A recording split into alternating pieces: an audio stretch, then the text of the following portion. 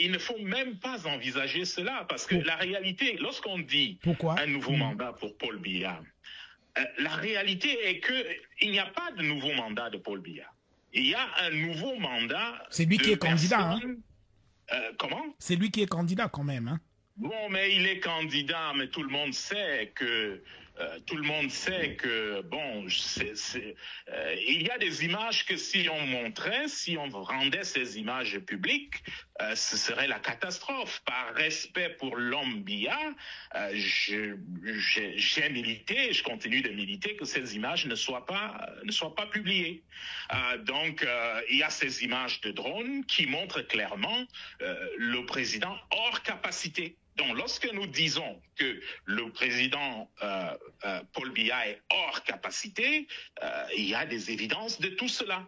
Alors, si Paul Biya... en gardant Paul Biya à la tête du ticket, ce qui est en train de se passer en réalité, et je le dis très simplement, c'est un coup d'État qui est en train d'être organisé par les collaborateurs du président Paul Biya qui veulent gouverner au nom de Paul Biya en utilisant le couvert de Paul Biya et continuer à diriger le Cameroun. Vous savez, lorsque c'est devenu clair pour moi que leur intention était de maintenir Paul Biya au pouvoir, moi j'ai pris sur moi d'écrire à au moins 3 des 4 ou 5 personnes qui ont accès direct au président. Et je leur ai dit, n'essayez pas cela, parce que si vous essayez cela, ça va mal finir pour vous. Et qu'est-ce que ces personnes vous ont répondu? Comment? Qu'est-ce que ces personnes vous ont répondu? Bon, il y a un ministre de la République qui m'a dit, bon, il faut rester calme, on maîtrise la situation, on maîtrise, et Atanganji sait ce qu'il a à faire, Mbariangele et puis le ministre de la Défense savent ce qu'il y a à faire, nous sommes au contrôle. Et quand vous entendez des réponses comme celle-là, vous ne pouvez que vous énerver. Vous ne pouvez que vous énerver parce que voici des gens qui pensent que comme ils ont brimé le peuple camerounais pendant, je ne sais pas, 30, 40 ans, et il suffit qu'ils fouettent. D'ailleurs, ne prenez pas mes paroles pour cela. Le ministre de l'administration territoriale lui-même, je l'ai entendu dire que... il fallait fouetter, il avait fait une annonce ou un communiqué ou quelque chose comme ça, où il se vantait de n'avoir pas eu à faire recours à des méthodes plus fortes et que des coups de fouet ont suffi de dissuader A ou B. Vous comprenez un peu? Donc, c'est un groupe de personnes qui pensent que s'ils menacent le peuple, s'ils fouettent le peuple, s'il maltraite le peuple va rester tranquille. Et moi particulièrement, c'est ce qui me révolte dans la situation du Cameroun. Fait que, voici des gens qui, pendant 43 ans, ont fonctionné d'une certaine manière. Ils savent qu'ils ont fait ce qui n'est pas bon contre le peuple. Ils savent que le peuple ne souhaite pas les avoir à la tête de l'État. Mais ils sont prêts et ils préparent la guerre. Ils sont prêts à maltraiter le peuple. Je dis, ça ne se passera pas. Ça ne se passera pas. Et ceux qui sont en train de préparer cela doivent bien le comprendre. Ils doivent le comprendre. Peut-être que ça s'est passé dans le passé. Cette fois, c'est une fois totalement différente. Il n'y aura pas de remake de ce qui s'est passé avant. Alors, lorsque vous avez vu les images de la ville de Yaoundé totalement militarisée, les principales villes du Cameroun également, Douala, Bafoussam et j'en oublie d'autres, qui ont été totalement militarisées rien qu'au moment où Elections Cameroun devait donner la liste des candidats retenus pour participer à cette élection présidentielle. La ville de Yaoundé est déjà, certains quartiers de Yaoundé sont déjà militarisés dans la perspective du contentieux électoral qui commence ce matin. Alors, dans ces conditions de militarisation et d'anticipation de la répression par le pouvoir, que peut faire le peuple? Bon, peut-être que le peuple ne peut pas faire grand-chose physiquement, mais nous avons décidé d'organiser et les politiques camerounaises. Parce qu'on voit bien que les gens, ils veulent faire un passage en force, hein, en utilisant ça ne marchera toute pas. l'artillerie répressive possible. Oui. Nous, ce que nous allons faire, c'est que, numéro un, nous savons, on a leur playbook, nous savons que une de leurs méthodes, c'est de couper les communications. Alors, ce qui va se passer, c'est que nous allons nous rassurer que l'Internet est pour tout le monde et que pendant une période précise, que tout le monde ait accès à Internet sans passer par MTN ou passer par Orange.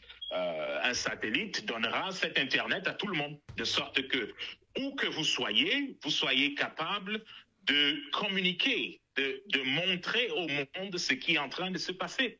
Et il faut que le peuple camerounais reconnaisse ces temps que nous sommes en train de vivre comme une période spéciale. Et que le peuple camerounais participe à sa libération. Parce que ce dont nous sommes en train de parler, c'est de la libération du peuple camerounais. Il faut donc que le peuple participe à cela, d'abord en restant vigilant. Tout ce qui va se passer comme fraude, tout ce qui va se passer comme menace contre le peuple, tout ce qui va se passer comme maltraitance du peuple, nous avons besoin de toutes ces évidences. Filmer, et envoyez-nous cela dans quelques jours. Nous allons avoir une pétition qui sera en ligne et nous souhaitons que le peuple camerounais s'inscrive massivement à cette pétition parce que nous allons nous rassurer que ceux qui décident ailleurs voient cela. Parce que ce n'est pas parce que le pouvoir de Yaoundé a les armes qu'il va se permettre de tuer son peuple, de maltraiter son peuple. Il faut que ça s'arrête et ça va s'arrêter. Donc ce que nous disons au peuple, jouez votre rôle. Il faut jouer votre rôle avec confiance. Nous ne disons pas d'aller vous exposer, par exemple, pour faire filmer. Vous n'avez pas besoin de vous exposer pour filmer. Nous voulons savoir qui fait quoi. S'il y a fraude, qui est en train de le faire, nous allons nous charger d'exposer cela. Nous voulons nous rassurer que partout où vous vous trouvez, que vous soyez capable de filmer ce qui se passe, montrer les évidences de ce qui se passe, et puis nous envoyer cela. Aux politiques camerounaises, je voudrais également dire que, vous savez, ça fait longtemps qu'on entend et on parle des mêmes choses. L'opposition n'est pas organisée, l'opposition bagarre contre elle-même. Moi, je suis sidéré lorsque j'écoute ou je regarde des vidéos où je vois des gens de l'opposition se porter en faux d'autres personnes de l'opposition. Oui. On a l'impression qu'ils ne savent même pas contre qui ils sont en train de bagarrer.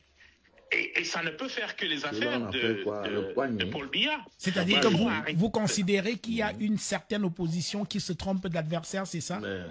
Exactement. Il y a une certaine opposition qui se trompe d'adversaire. L'adversaire ici, c'est Paul Biya et son régime. C'est l'adversaire.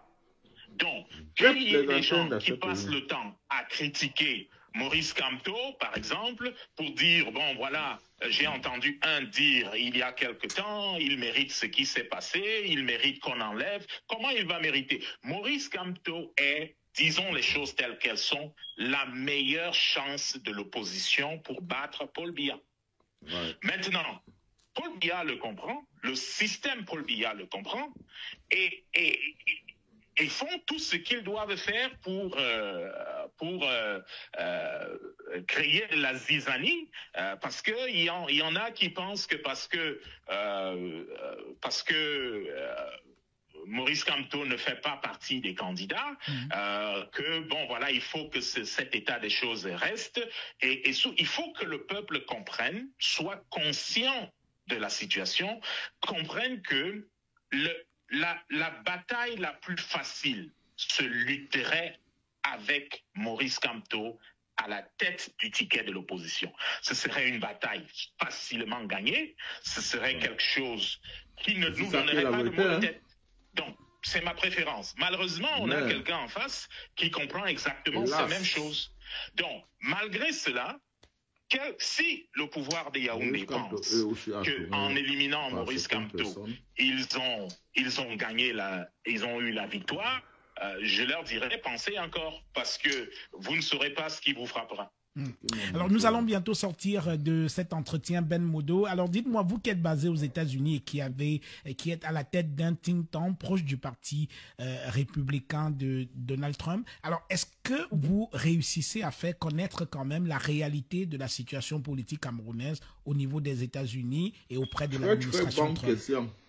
Bon, je vais vous dire, hier encore, nous discutions avec quelqu'un dont je tairai le nom, des menaces du ministre de l'administration territoriale. Oui. Vous voyez, on en riait de comment est-ce qu'un responsable de la République peut parler de cette manière à son peuple. Oui. Il passe pour être un shérif. Qui pensait que, bon, c'était quelque chose d'inédit, se posait la question, mais pourquoi est-ce que cette personne est encore là? Je lui ai répondu, bon, ce monsieur, il est encore là parce que, bon, il est nommé, vous vous souvenez, le président qui a 93 ans et qui a été là 43 ans, c'est son ministre de l'administration territoriale. Et donc, ce ministre-là est en train de vouloir tout faire pour que son parrain de 93 ans, 43 ans au pouvoir, reste là où il est. Donc, nous allons nous rassurer que tout le monde qui doit savoir sache qu'est-ce qui se passe au Cameroun. Et c'est la raison pour laquelle il est important. Lorsque nous aurons lancé ces outils, il y a une application que les gens pourront bientôt télécharger dans leur téléphone pour envoyer tout ce qu'il y a à envoyer. Il est important que cette application soit utilisée. Il y a fraude, que ce soit préélectorale ou électorale, nous avons besoin de connaître cette chose-là. Nous avons besoin de savoir qu'est-ce que ces gens sont en train de faire, qu'est-ce qu'ils sont en train de préparer, pour que le monde sache. Parce que plus le monde saura comment est-ce que le système d'IA traite le peuple à la veille de ces élections, mieux ce sera pour tout le monde. Donc, notre but est d'amener tout le monde à prendre position, parce qu'il n'est pas possible qu'au sortir, ou alors en entrant dans ces élections, qu'on ait des personnes dans la communauté internationale qui pensent qu'ils ne sont pas concernés. Nous allons nous rassurer, Jean Bruno, que tout le monde est concerné par